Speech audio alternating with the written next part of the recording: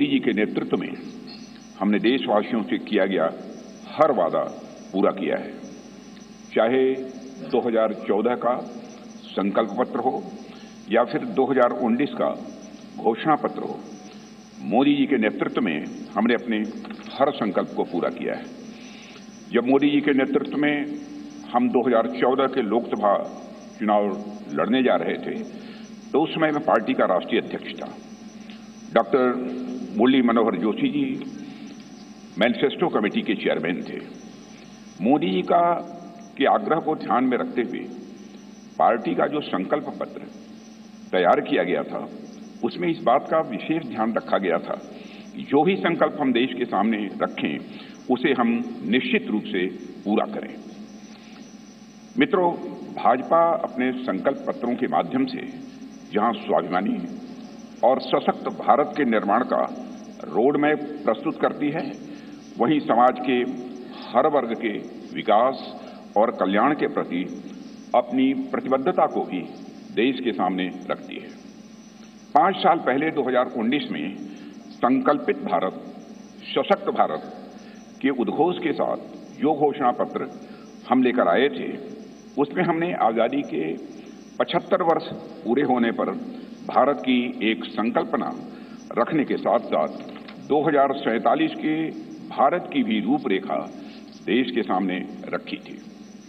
उसी भावना के अनुरूप ही जो प्रसन्नता है कि साल 2019 में भारत के विकास एवं जन कल्याण के लिए जो भी संकल्प हमने लिए, आज 2024 तक उन सब को पूरा करने में हमने कामयाबी हासिल की है।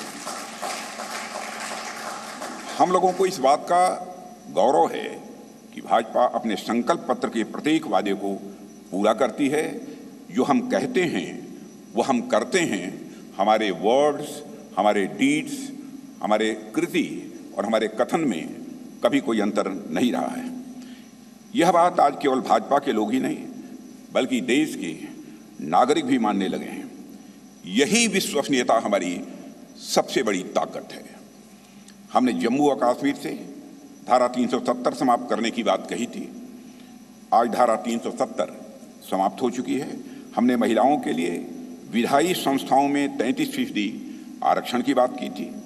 प्रधानमंत्री मोदी जी की प्रेरणा से नए संसद भवन का उद्घाटन होते ही पहला कानून नारी शक्ति बंधन अधिनियम के रूप में देश के सामने आया। साथियों, हमारे संकल्प पत्र में अयोध्या में भगवान राम के भव्य मंदिर के निर्माण का मार्ग प्रशस्त करने की बात भी कही गई थी। आज अयोध्या में रामलला की नव विग्रह में प्राण प्रतिष्ठा हो चुकी है।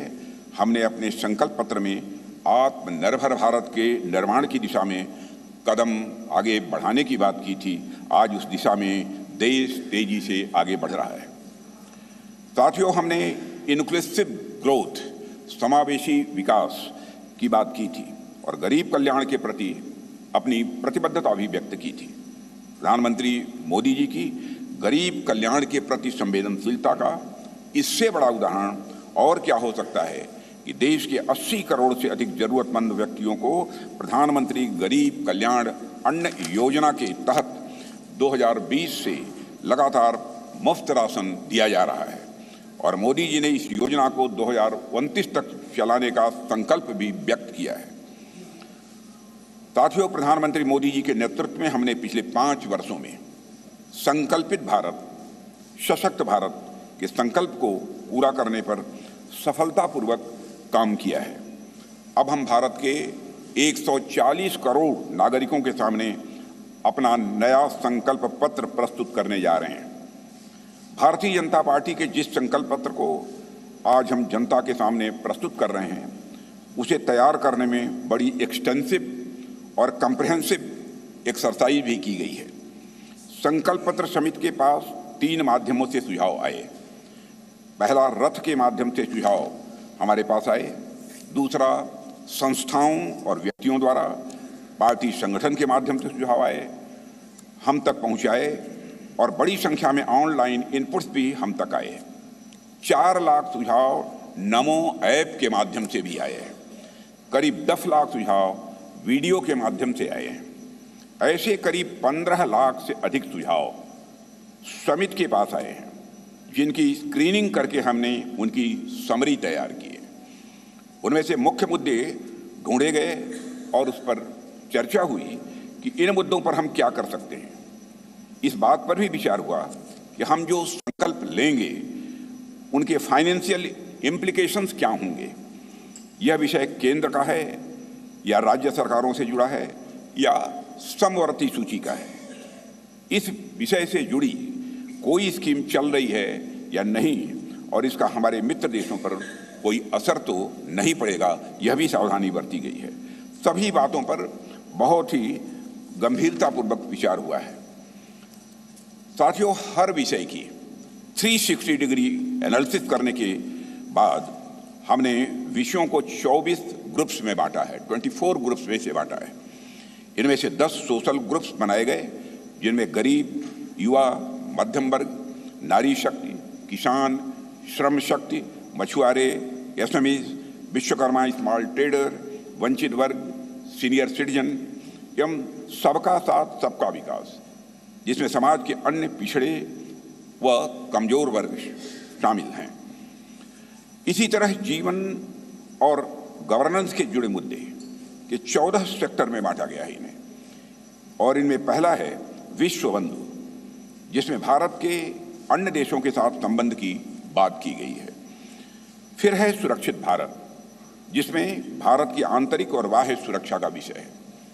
तीसरा है समृद्ध भारत, चौथा है ग्लोबल मैन्युफैक्चरिंग हब, पांचवा वर्ल्ड क्लास इंफ्रास्ट्रक्चर, छठा ईज ऑफ लिविंग, सातवां विरासत का विकास, आठवां है गुड गवर्नेंस यानी सुशासन, नवां है स्वस्थ भारत, 10वां गुणवत्तापूर्ण शिक्षा, 11वां है खेल का विकास, 12वां है सभी क्षेत्रों का संतुलित विकास करना, 13वां है इनोवेशन एंड टेक्नोलॉजी और 14वां है सस्टेनेबल इंडिया, जहां पर्यावरण से जुड़ी हुई बातें। हमारे संकल्प पत्र का हर संकल्प मोदी की गारंटी से युक्त है। मित्रों, आज भारतीय राजनीति में मोदी की गारंटी 24 कैरेट सोने जितनी खरी मानी जाती है। इसलिए मुझे कहने में रंच मात्र भी संकोच नहीं है कि हमारा संकल्प पत्र भारत ही नहीं, दुनिया के राजनीतिक दलों के मैनिफेस्टो के लिए एक गोल्ड स्टैंडर्ड है। और मुझे पूरा विश्वास है जिन संकल्पों को हम यहाँ रख रहे हैं वह 2047 तक एक विकसित भारत के निर्माण के प्रधानमंत्री मोदी जी के संकल्प को जहाँ यह आकार भी देगा वहीं यह विस्तार भी देगा और उसे साकार करने में भी यह मददगार साबित होगा। साथियों, मैं यह भी आपको की जानकारी में लाना चाहूँगा कि इस संकल्प पत्र को तैयार करने में अपनी प्रतिदिन की अत्यधिक व्यस्तताओं के बावजूद हम सबके साथ देर रात तक बैठकर माननीय प्रधानमंत्री जी ने हम सभी का मार्गदर्शन किया है। उनके पास बैठने के बाद और उनके विचारों सुनने के बाद मैं स्वयं इस नतीजे पर पहुंचा, कैसा होगा हमारा विकसित भारत, जहां इस संबंध में उनके अंदर पूरी स्पष्टता है, वहीं पर आत्मविश्वास है कि यह हासिल होकर रहेगा। साथियों, इस इलेक्शन कमेटी की कन्वीनर श्रीमती निर्मला सीतारमण जी और जितने भी हमारे इलेक्शन कमेटी के सदस्य हैं, इलेक्शन मैनिफेस्टो कमेटी के, उन सभी के योगदान की मैं सराहना करता हूं। और अंत में मैं यह भी कहना चाहूँगा, साथ ही दिन रात सारे सुझावों को संकलित करना, अध्ययन करना और उसे संकल्प पत्र के रूप में तैयार करने में जो भूमिका हमारे रेल मंत्री श्री अश्विनी कुमार वैष्णव ने निभाई है, उसकी भी मैं विशेष रूप से मैं सराहना करना चाहता हूँ।